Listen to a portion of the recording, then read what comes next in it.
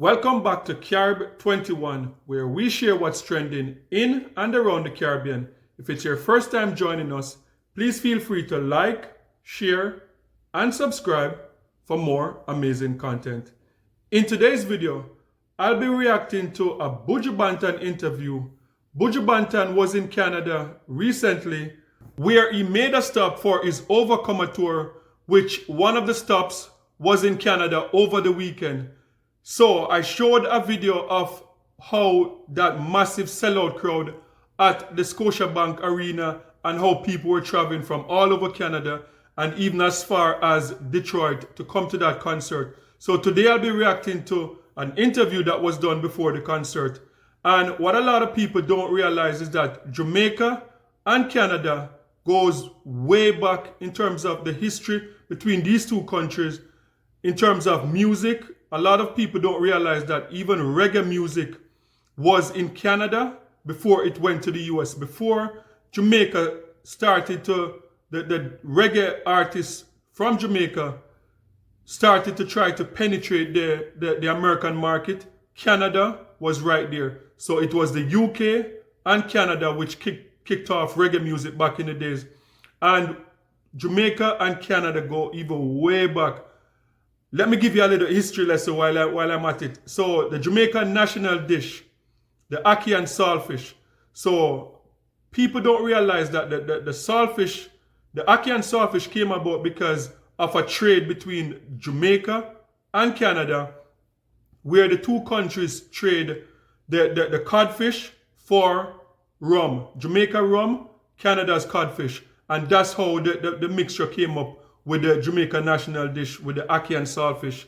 And it even go way back further than that because they are also maroons. The history of maroons also in Canada.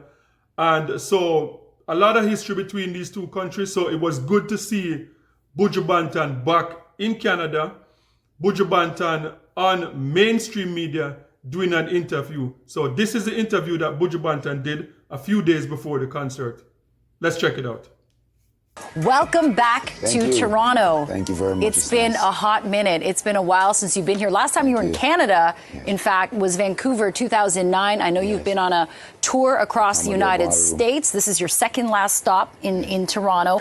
How's it been like going throughout the United States, performing in front of your fans, a live crowd once again? First, I want to say thank you for welcoming to your show and to your program. I want to thank the people of Canada for allowing me to come to Canada to play my music and to share my culture with them and the music that I make with the people of Canada. It's been great so far, playing in the Americas, reconnecting with my fans, reconnecting with family members and friends. It's been tremendous.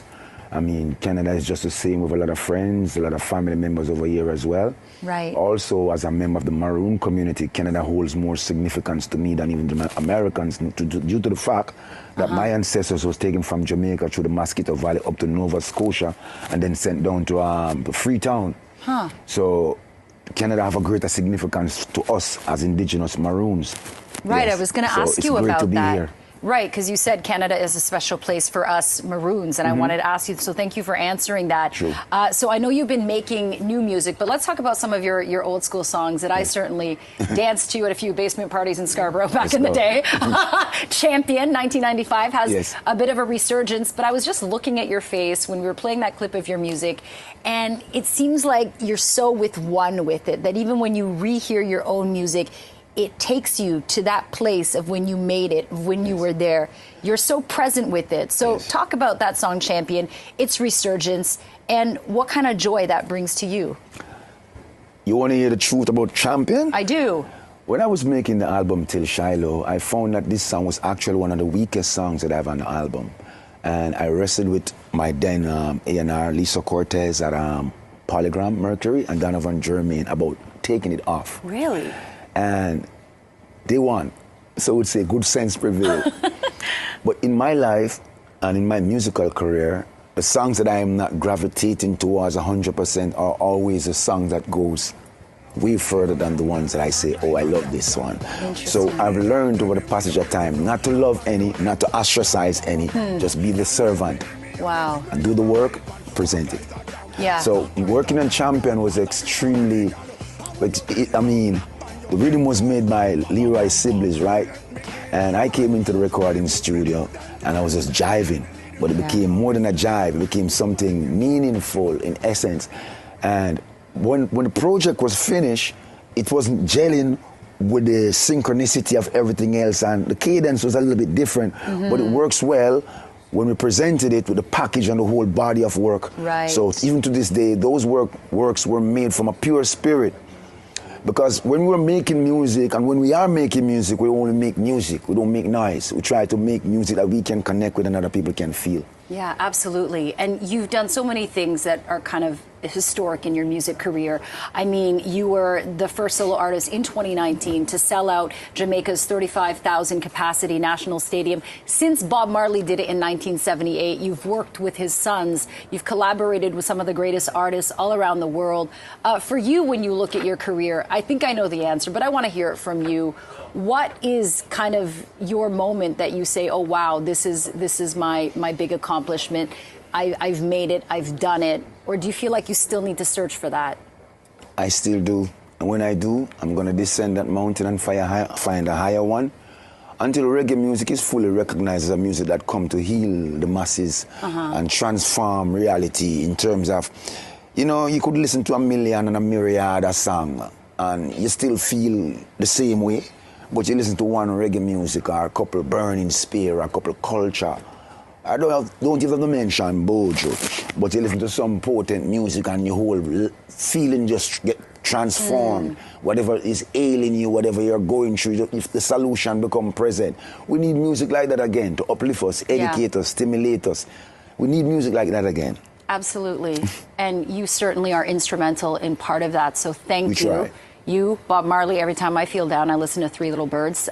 Pitch by your doorstep. Yeah, every time, exactly. Every time I want to dance, I pop you, Beanie Man. Okay, here we go. Whoa! Yeah. Heads high. Okay, BUJU, thank you so much for joining us. Thank you. Good luck with your show, October Thank 13th, you. Scotiabank Arena. Don't miss it. Welcome back to Canada. Thank you, John. We You hope rise to with see in you the more. morning.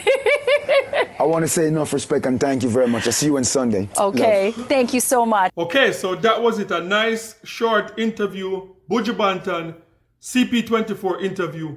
So let me give you some more history lesson about Jamaica and Canada. So Jamaica was one of the first countries in the world to have like streetcars and to have like a railway system also. And the relationship between Jamaica and Canada, the first railway company that was set up in Jamaica was registered outside of Canada. Canada made the trains, the first set of trains that Jamaica had, and streetcars. Like growing up, I didn't know the streetcar, but as a child growing up, I used to take the train, and it's just sad now that the railway system in Jamaica is pretty much gone.